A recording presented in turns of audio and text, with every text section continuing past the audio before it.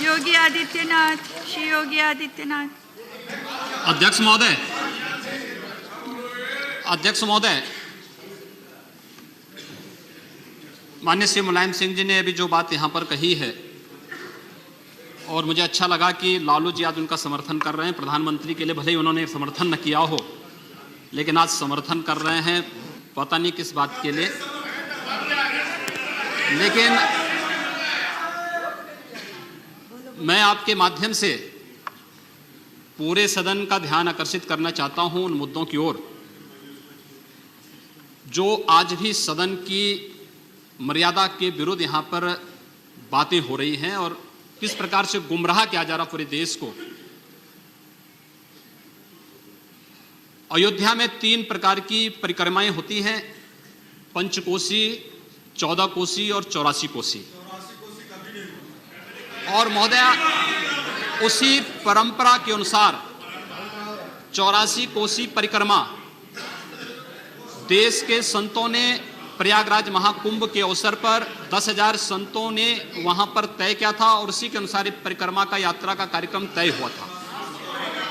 महोदया, मैं स्पष्ट कर देना चाहता हूं कि अयोध्या में श्री राम जन्मभूमि, जिस पर माननीय उच्चतम न्यायालय ने इलाहाबाद उच्च न्यायालय की खंडपीठ के निर्णय के बाद स्थगनादेश दिया है, उससे 25-30 किलोमीटर दूर बस्ती जनपद के मखोड़ा नामक स्थान से, जहां पर महाराज दशरथ ने पुत्रेष्टि यज्ञ किया था, उस स्थान से इस परिक्रमा यात्रा को प्रारंभ होना था और विशुद्ध धार्मिक यात्रा थी। इसमें किसी राजनीतिक दल का कोई हस्तक्षेप नहीं था। बिल्कुल 200-250 संतों को इस यात्रा में चलना था और 13 सितंबर तक ये 20 दिन की यात्रा है। लेकिन जिस प्रकार से धार्मिक स्वतंत्रता के मौलिक अधिकार पर उत्तर प्रदेश सरकार ने प्रहार किया है, महोदया, पहली बार देखने को मिला है कि लगभग 2000 से अधिक संतों को गिरफ्तार किया गया है और पूरी तरह अपमानित किया गया है। यहां तक कि अयोध्या जी में सरयू जी का स्नान करने वाले जो संत ऐसे हैं जो केवल सरयू जी का स्नान करते हैं, उसी का जल का ग्रहण करते हैं, उन्हें वहां सरयू जी का पूजन नहीं करने दिया गया, स्नान नहीं करने दिया गया, जबरन उठा करके बंद कर दिया गया, उन पर लाठियां चलाई गई हैं, पूरी तरीके से अपमानित करके। सबसे पहले तो सरकार ने हमारे संवैधानिक और मौलिक अधिकारों का हनन किया है। दूसरा, जहां तक स्थगन आदेश की बात है, मैं याद दिलाना चाहूंगा, इस देश के अंदर सेकुलरिज्म के नाम पर राजनीति करने वाले उन सभी दलों को 1994 में कांग्रेस नेतृत्व की ही सरकार ने सुप्रीम कोर्ट में एक शपथ पत्र दिया था और ये कहा था कि अगर तय हो जाएगा कि अयोध्या में विवादित जो ढांचा था वह ढांचा किसी हिंदू मंदिर या स्मारक को तोड़ करके बनाया गया है तो हिंदू भावनाओं के अनुरूप कार्य होगा।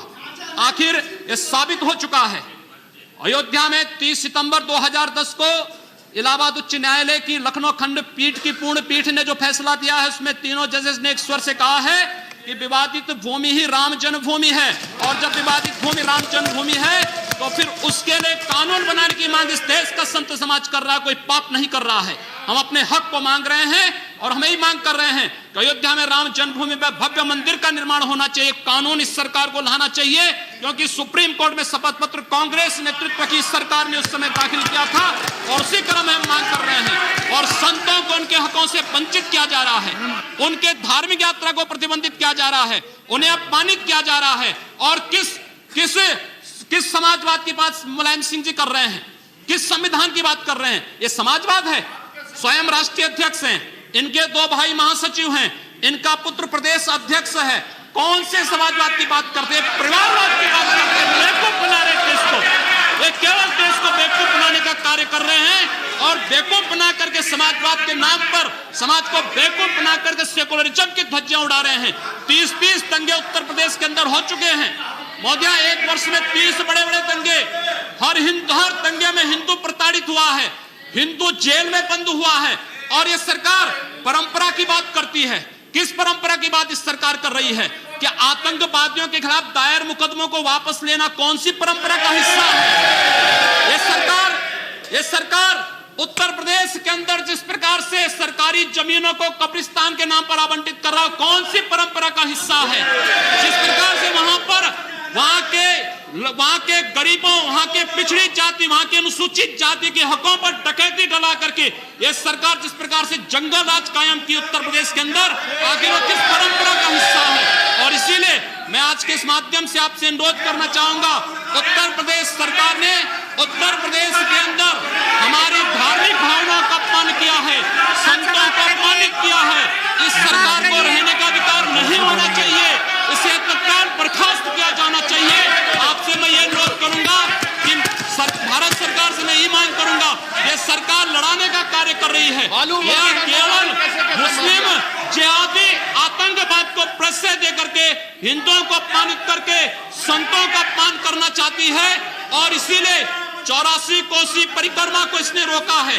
महोदया, जितनी फोर्स वहां लगाई गई उसका दशांश भी, महोदया, उसका केवल दशांश भी केवल सुरक्षा के लिए देती।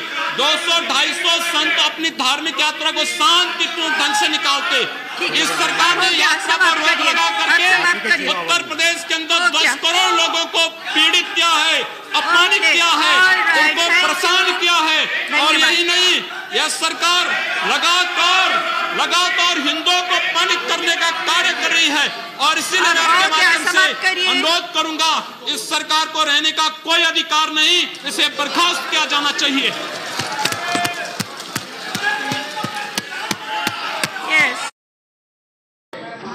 उपाध्यक्ष महोदय,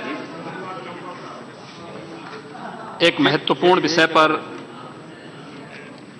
आपने 193 के तहत इस विषय को आगे बढ़ाने के लिए मुझे अवसर दिया है। मैं आपका आभारी हूं।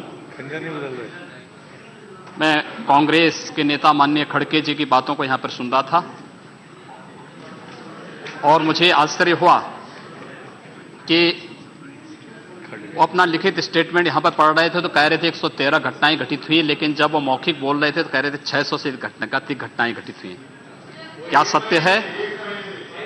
यह मुझे लगता पूरा देश जानता है।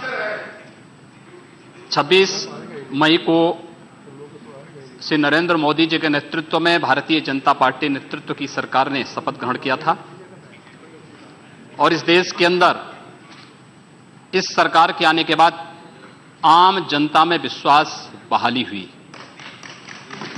और देखा जा सकता है शासन में, प्रशासन में।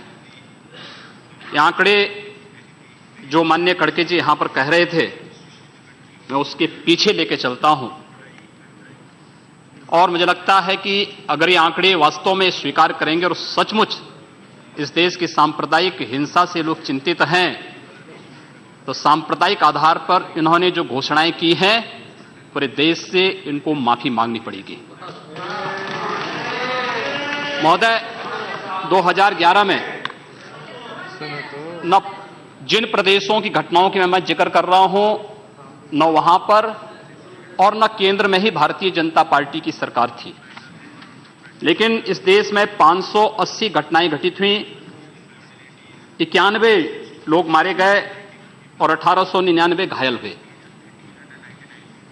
इनमें सबसे अधिक उत्तर प्रदेश के अंदर 84 घटनाएं घटित हुई, 12 लोग मारे गए और 347 2011 में घायल हुए थे। दूसरे पर राजस्थान, दूसरे पर प्लीज खड़गे जी आप सुन तो लें, आपने जो कहा है। Don't provoke, let him telephonically. आप सुन लीजिए ना। फंस गए डिबेट में आके फंस गए। महोदय, दूसरे नंबर पर महाराष्ट्र है जिसमें 88 घटनाएं घटित हुई। इसमें कांग्रेस नेतृत्व की सरकार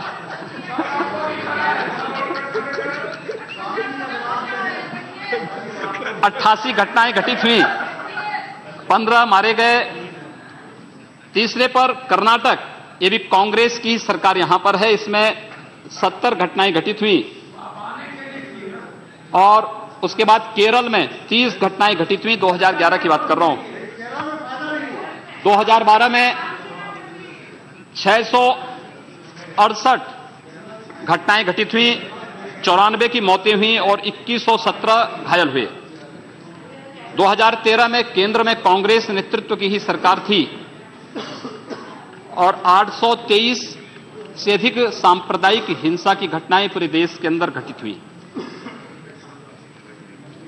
यद्यपि कानून व्यवस्था